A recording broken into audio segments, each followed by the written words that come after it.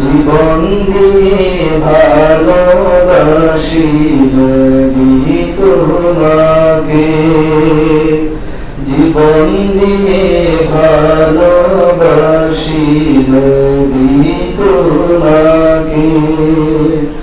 না গো দয়াল নবী, না গো দয়াল নবী, রোজা পাকে জীবন দিয়ে ভালোবাসি নবী তোমাকে, জীবন দিয়ে ভালোবাসি নবী তোমাকে। ইয়া রাসূলুল্লাহ,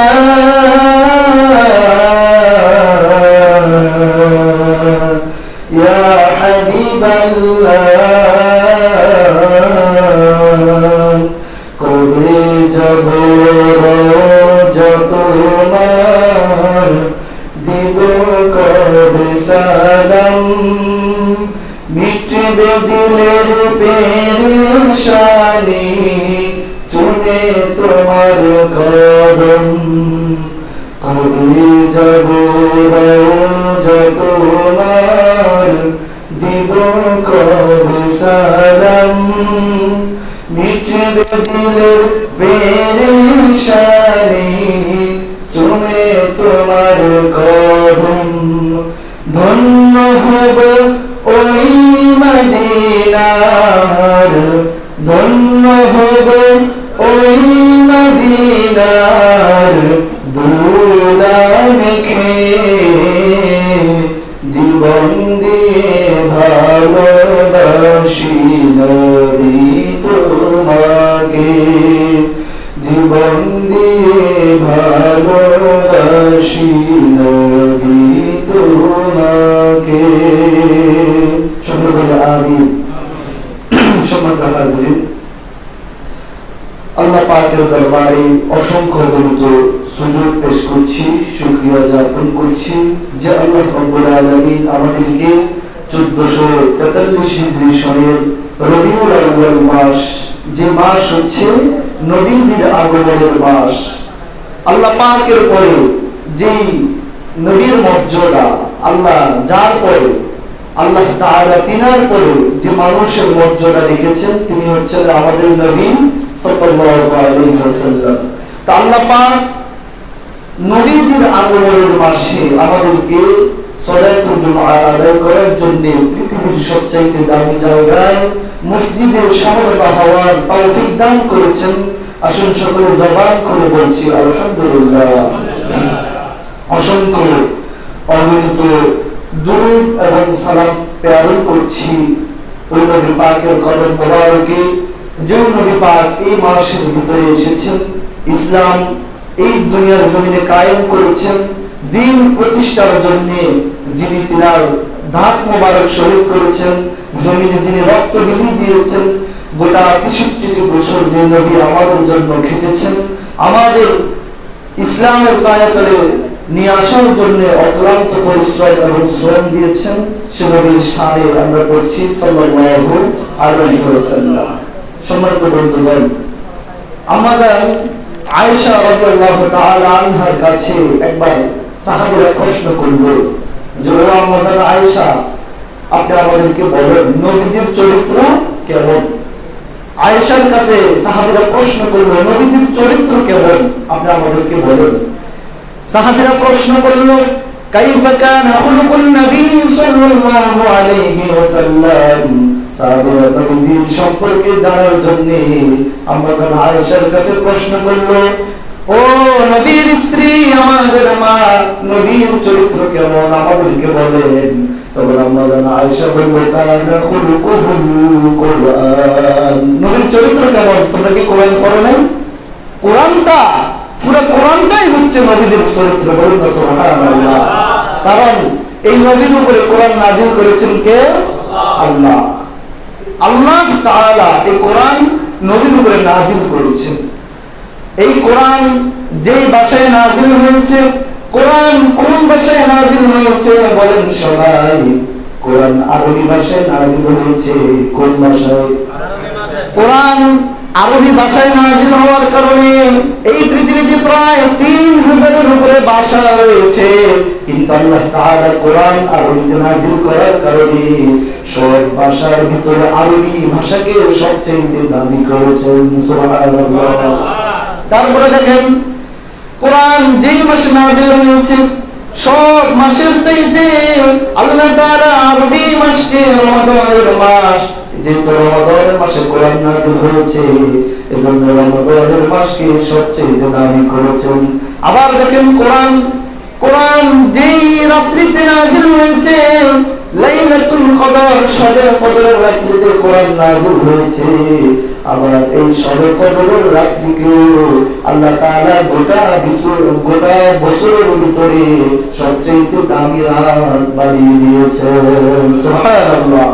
আবার এই কোরআন যে নবীর উপরে নাযিল হয়েছে ওই নবীর উপরে ওই নবীকে আল্লাহ তাআলা পৃথিবীর বুকে 1,24,000 মতান্তর 2,24,000 পয়গম্বর সকল নবী রাসূলদের ভিতরে আল্লাহ তাআলা কোরআন নাযিল হওয়ার নবী আমাদের নবীর মান সম্মান সবার চাইতে বেশি করে দিয়েছেন। সুবহানাল্লাহ। তাহলে এটা কোরআন নাযিলের খাতিরে।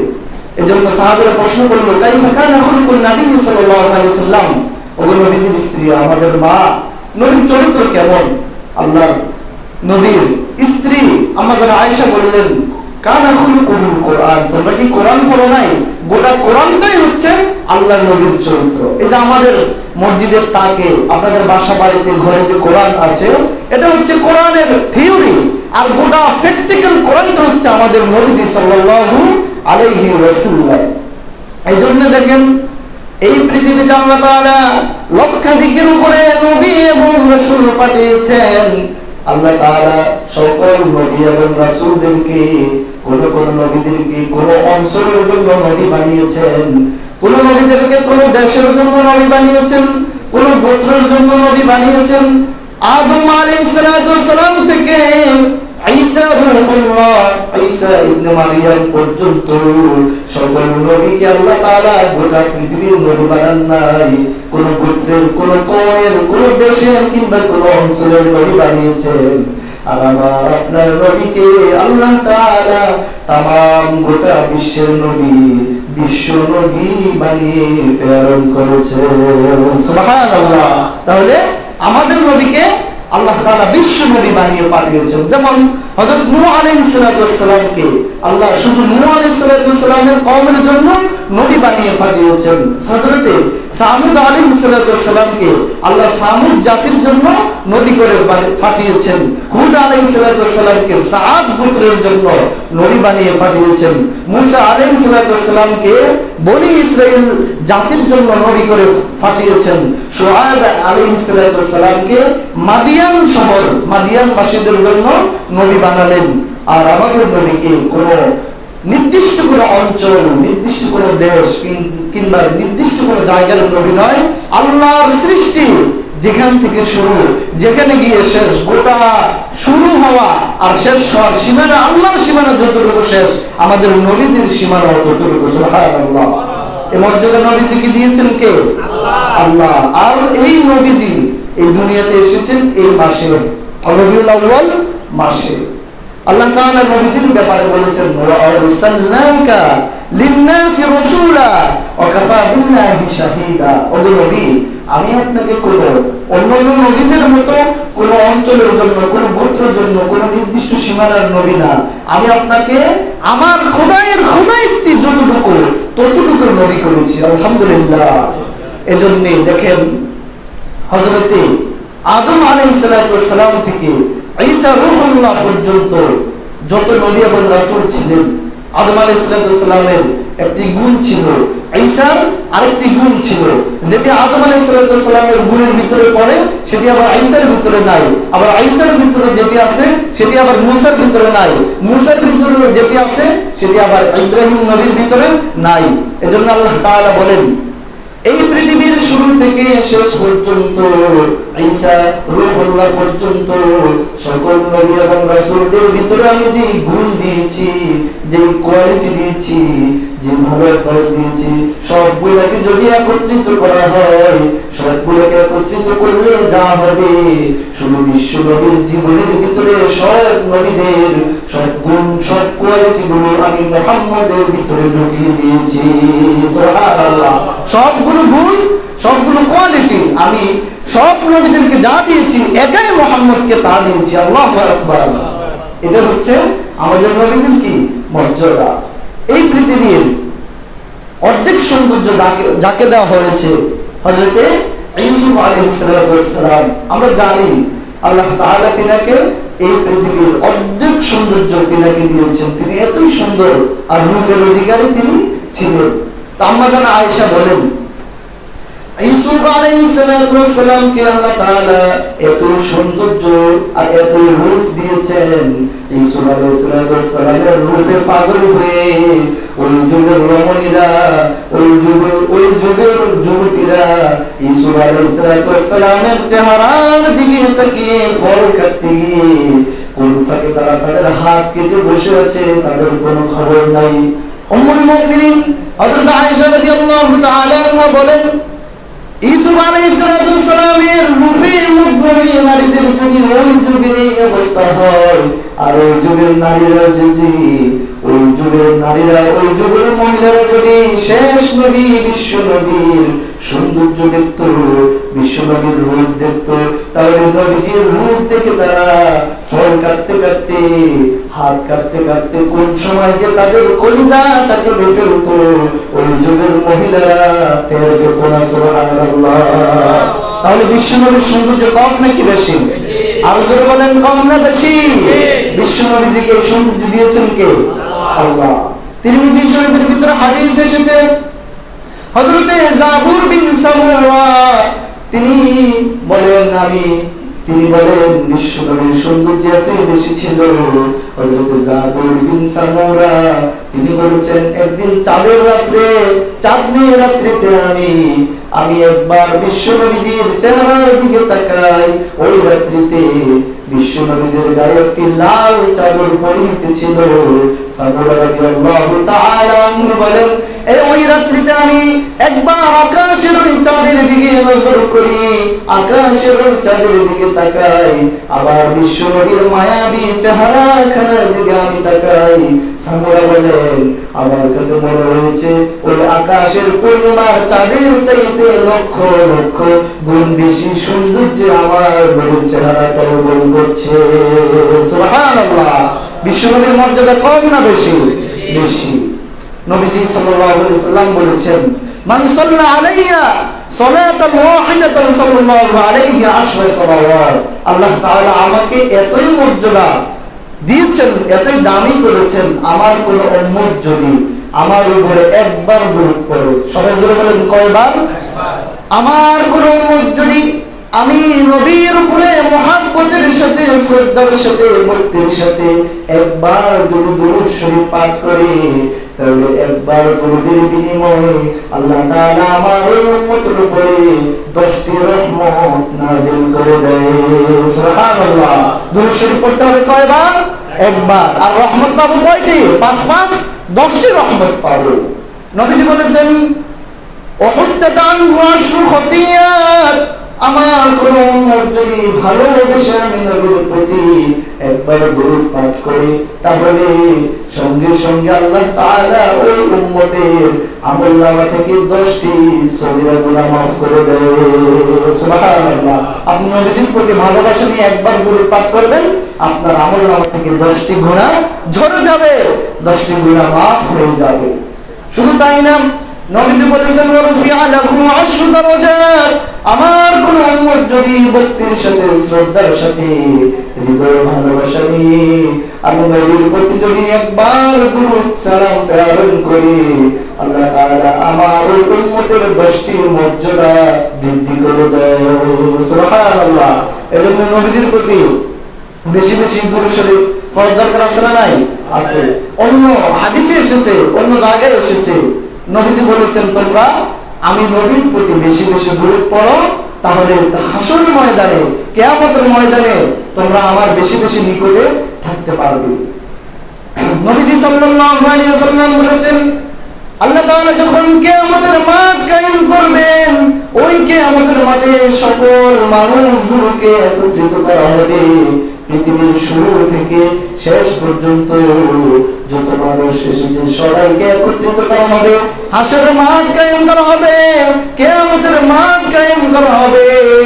নবীজি সাল্লাল্লাহু আলাইহি ওয়াসাল্লাম বলেছেন, আমি নবীর প্রতি যে যত বেশি দরুদ ও সালাম প্রেরণ করেছে, যে যত বেশি দরুদ পড়বে, ওই লোকের ভিড়ের ভিতরে যেখানে সব মানুষগুলো একত্রিত জমা হবে, ওই লোকদের ভিতরে ভিড়ের ভিতর থেকে যারা আমি নবীর প্রতি বেশি দরুদ পড়তো, তারা আমি নবীর তত বেশি কাছাকাছি থাকবে। সুবহানাল্লাহ। তাইলে হাসর মাঠে, কিয়ামতের মাঠে সব মানুষকে যখন একত্রিত করা হবে, একসাথে রাখা হবে, তখন কি আমরা নবীজির কাছে থাকতে চাই না দূরে থাকতে চাই? কারা কারা দূরে থাকতে চান? আমরা সবাই নবীজির কাছে থাকতে চাই। বলেন আল্লাহ আমাদেরকে কবুল করুন, বলেন সবাই আমিন। এখন নবীজির কাছে থাকতে চাইলে দুরূদ শরীফকে আই লাভ ইউ বলতে হবে নাকি ঘৃণা করতে হবে? অবশ্যই দুরূদ শরীফকে কি করতে হবে? ভালোবাসতে হবে। দুরূদ শরীফকে ভালোবাসতে হবে। এখন তো দুরুদের ভিতরে ভাগ আছে না নাই? নাই, ভাগ নাই দুরুদের ভিতরে আছে। ওই দলের হুজুররা এই দুরুদ পড়ে, আমরা কিনলে হেতা দুরুদ পড়তাম, আমরা এই হুজুর দুরুদ শরীফ পড়তাম না, আমরা নিজেদের দুরুদ শরীফ পড়ি। আবার আমরা যেটা পড়ি হেতারও আবার এটা পড়ে না। দুরুদের ভিতরে ভাগ বাটোয়ারা আছে না নাই? দুরুদ শরীফকে কুরবানির গোশতের ভিতর মতো ভাগ বাটোয়ারা আছে না নাই? আছে। কোন দুরূদ শরীফকে নিয়ে ভাগ বাটোয়ারা করতে হবে না। দুরূদ শরীফের অর্থ আপনাকে বুঝতে হবে। শেখ সাদি রাহমাতুল্লাহি আলাইহি তিনি যেমন নবীজির শানে, তিনার মেধা দিয়ে, ব্রেন দিয়ে তিনি ভালোবেসে নবীজির শানে কবিতা লিখেছেন, কসিদা লিখেছেন। এটা গাইলে কি গুনাহ হবে নাকি? এটা গাইলে গুনাহ হবে না। এটাই হচ্ছে দুরূদ, এটাই হচ্ছে নবীর প্রতি ভালোবাসা। আপনার জ্ঞান, আপনার ইলম যদি অত বেশি থাকে, আপনি চাইলেও নবীজির শানে কবিতা লিখতে পারবেন কি পারবেন না? আমাদের জাতীয় কবি কাজী নজরুল ইসলাম আমাদের নবীর ভালোবাসায় প্রেমে মুগ্ধ হয়ে অসংখ্য গণিত দুরূদ শরীফ, অসংখ্য গণিত কবিতা রচনা করেছেন। কথা ঠিক না ঠিক? সেগুলো কি দুরূদ শরীফ নাই? সেগুলো কি বেদাত নাকি? সেগুলো তো বেদাত নয়। সেগুলো মাস্টার্সে, অনার্সে, এমফিলে পিএইচডি তো কাজী নজরুলের কবিতা আছে না নাই? তো সেখানে গিয়ে বলেন এগুলো বেদাত, বলা যাবে নাকি? বলতে পারবেন? বলতে পারবেন না। তাহলে দুরূদের ভিতরে কে তারা ভাগ করে দিচ্ছেন। এজন্য আমাদের সবার একটি পরিচয়, আমরা মুসলমান কেন 2 ভাগে ভাগ হব? মুসলমান কেন 100 ভাগে ভাগ হব? আমরা যে দুরূদ পড়ি না কেন, আমাদের প্রত্যেকের একটি সুনির্দিষ্ট উদ্দেশ্য হচ্ছে আমরা সবাই নবীজির কাছাকাছি থাকতে চাই। কথা ঠিক না বেটি? এজন্য অনেকে এটা পড়ে, তাকে বেদাত বলা, দোষ দেওয়ার দরকার নেই। আমার কাছে ভালো লাগে আমি পড়ি, আপনার কাছে ভালো লাগে আপনি পড়বেন না, কিন্তু ঠেলে ধাক্কা ধাক্কি হলদাহলির দরকার নাই। আপনার ব্রেন দিয়ে, আপনার মেধা দিয়ে আপনি যদি নবীজির শান গাইতে পারেন, গান, কিন্তু ধাক্কা ধাক্কি ঠেলাঠেলি করা যাবে না। এজন্য অনেকে দেখবেন নবীজির নাম শুনলে মুখটাকে বাংলা ফাঁসের মতো করে বাঁকা করে এরকম বসে থাকে। আছে না নাই? আছে। ভালো লাগে না, সে পড়ে না। অথচ নবীজি বলেছেন ওই ব্যক্তিদের উপরে লানত, ওই ব্যক্তিদের উপরে আল্লাহর লানত, ওই ব্যক্তিদের উপরে ফেরেশতাদের লানত, ওই ব্যক্তিদের উপরে স্বয়ং আমি নবীর লানত। সেই ব্যক্তি কারা? কারা সেই ব্যক্তি যাদের উপরে আল্লাহর লানত? যে ব্যক্তিদের উপরে ফেরেশতাদের লানত, যে ব্যক্তিদের উপরে নবীজির লানত, তারা হচ্ছে ওই ব্যক্তি যারা নবীর নাম শোনার পরে নবীর প্রতি দরুদ পড়বে না, কৃপণতা করে বসে আছে। নবীজি বলেছেন আমার উম্মতের ভিতরে ওই ব্যক্তিরা হচ্ছে সবচেয়ে বখিল। বখিল মানে হচ্ছে সবচেয়ে কৃপণ, সবচেয়ে বড় কিপটা। আমরা বলি না এই লোকটা হচ্ছে সবচেয়ে কিপটা, আল্লাহ তাআলা তাকে এত ধন সম্পদ, এত টাকা পয়সা দিয়েছে, সে একটা টাকাও আল্লাহর পথে খরচ করতে চায় না। আমরা তাদেরকে কি বলি? কিপটা বলি, কুঞ্জুস বলি, ঠিক কিনা? তো নবীজি বলেছেন, নবীজি তো আপনার কাছে টাকা চাচ্ছেন না, আপনার কাছে পয়সা, ধন সম্পদ, অট্টালিকা কিছু কি নবীজি চায়? নবীজি চায় না। নবীজি চায় আপনি যেন তাকে ভালোবেসে তার প্রতি দুরূদ ও সালাম প্রেরণ করেন। নবীজি এটাই চায়। এজন্য নবীজি বলেছেন, আমার উম্মতের ভিতরে সবচেয়ে বখিল হচ্ছে তারা, সবচেয়ে কৃপণ হচ্ছে তারা, যারা আমার নাম শোনার পরে আমার প্রতি দুরূদ পড়ে না। এজন্য আমরা সব সময় যখনই নবীজির নাম শুনবো, ছোট্ট দুরূদ শরীফ যেটি সাল্লাল্লাহু আলাইহি ওয়াসাল্লাম, এই দুরূদটি কি করব? আমরা পড়ব। একদিন মসজিদে নববীর মিম্বরে আল্লাহর নবী পা রাখলেন। এই যে সিঁড়ি আছে, প্রথম সিঁড়িতে আল্লাহর নবী পা রাখলেন। পা রাখার সঙ্গে সঙ্গে আল্লাহর নবী বললেন আমিন। দ্বিতীয় সিঁড়িতে পা রাখলেন, তাও আল্লাহর নবী বললেন আমিন। তৃতীয় সিঁড়িতে যখন পা রাখলেন, তাও আল্লাহর নবী বললেন আমিন।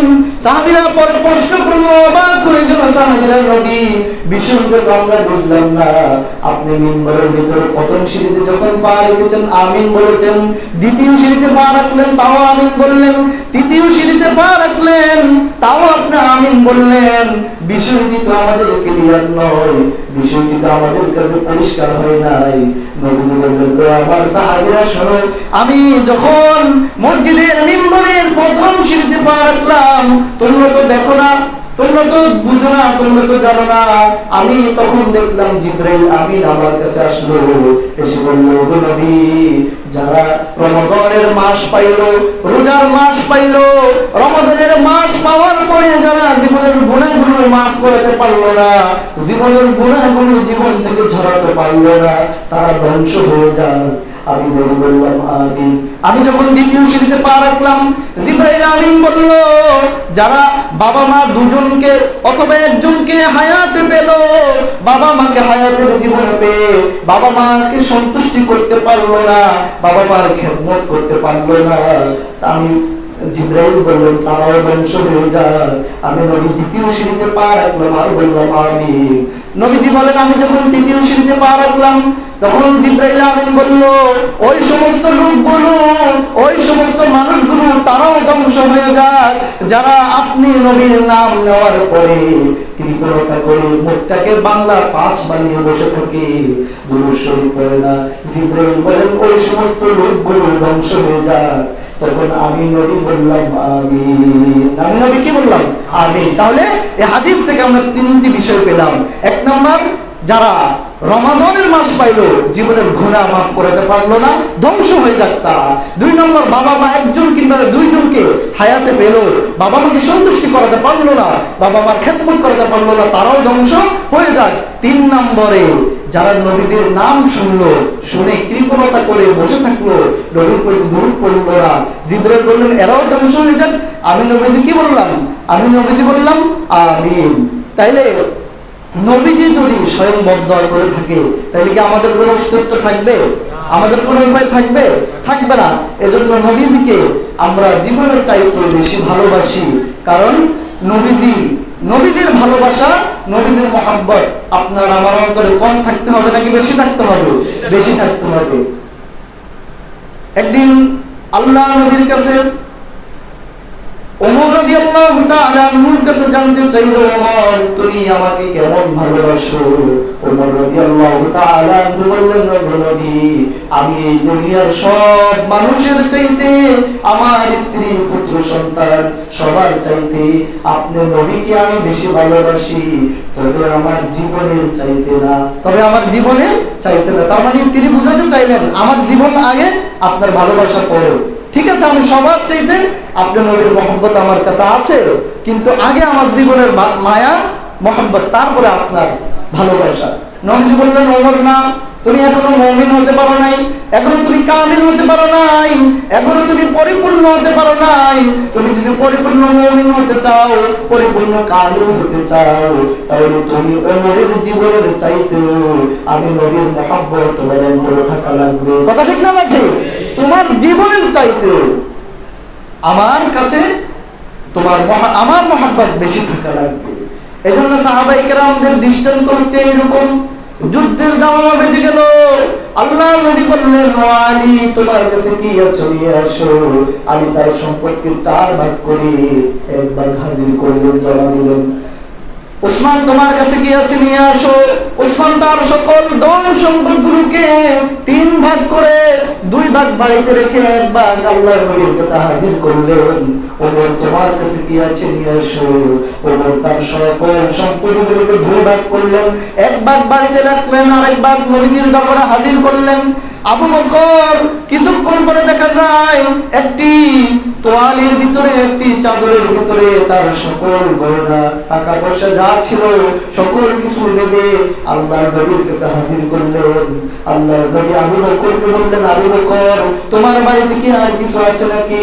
আবু বকর বললেন, না না না, আমার বাড়িতে আমি আর কোনো কিছু বাকি রাখি নাই। আমার বাড়িতে যা কিছু আছে সব কিছু আমি বিক্রি করে স্বর্ণ গয়না টাকা পয়সা গুলো আপনার নবীর দরবারে হাজির করলাম ইসলামের জন্য, যুদ্ধের জন্য। তখন নবীজি বললেন, আবু বকর তাহলে তোমার বাড়িতে কি রেখে এসেছো? তোমার সংসার কিভাবে চলবে? তখন আবু বকর একটি জবাব দিলেন যে আমার ঘরে আমি একমাত্র শুধুমাত্র কেবলমাত্র আল্লাহ আর তার নবীকে রেখে এসেছি। সুবহানাল্লাহ। তাহলে দেখেন সাহাবায়ে কেরামদের ভালোবাসা। এখন আবু বকর এই কথা বলার পরে যে আমার ঘরে যা আছে সব নিয়ে এসেছি, আমার ঘরের আসবাবপত্র, হান্ডি পাতিল, টাকা পয়সা, সোনা যা আছে সব বেচে আমি তো আপনার কাছে হাজির করেছি। এরপরে কি আবু বকর না খেয়ে মারা গেছে? কথা বলে না খেয়ে মারা গেছে? না খেয়ে মারা যায় নাই, কারণ আবু বকরের ইয়াকিন, আবু বকরের বিশ্বাস সেই রকম ছিল। এইরকম ভাবে আল্লাহ তাকে পথ চালিয়েছেন। কারণ আমাদের তো বিশ্বাস 2000 টাকা দিলে কালকে তো আমার কিস্তি কিভাবে দেব, তারপরে ছেলে মেয়ের ফর্ম ফিল আপ, হ্যাঁ, তারপরে টাকা পয়সা কিভাবে দিব। আমাদের বিশ্বাস যেমন আমাদের বাস্তবতাও হচ্ছে ঠিকই আমাদের জন্য তেমন। এই জন্য ধন সম্পদ টাকা পয়সা আল্লাহ যাদেরকে দিয়েছে কখনো কৃপণতা করা যাবে না। আপনার স্ত্রীর জন্য খরচ করলেন, আপনার স্ত্রী দিনদার হলে পরকালে সেটা পাবেন। আপনার ছেলে সন্তানদের জন্য খরচ করলেন, সে যদি দিনদার হয়, ঈমানের পথে থাকে, তাহলে আপনি পরকালে সেটা পাবেন। আপনার ভাই বোন আত্মীয় স্বজন সবার জন্য আপনি খরচ করলেন, আপনার পুরো জীবনটাকে আপনি বিলীন করে দিলেন, কোরবান করে দিলেন। তারা যদি পরকালে ভালো হয়, ঈমানদারদের কাতারে যেতে পারে, তাহলে আপনি তাদের যেতে কিছু আশা করতে পারবেন। কিন্তু তারা যদি ঈমানদার না হয়, আপনি কি তাদের থেকে কোনো কিছু আশা করতে পারবেন? পারবেন না। এই জন্য মসজিদ, মাদ্রাসা, গরিব দুঃখীদের অ্যাকাউন্টে কিছু জমা দিয়ে আল্লাহর সন্তুষ্টি অর্জন করার দরকার আছে না নাই? আছে। নবীজির মর্যাদার কথা বলতেছিলাম। আল্লাহ নবীকে আল্লাহ তাআলা কেমন মর্যাদা দিয়েছেন দেখেন।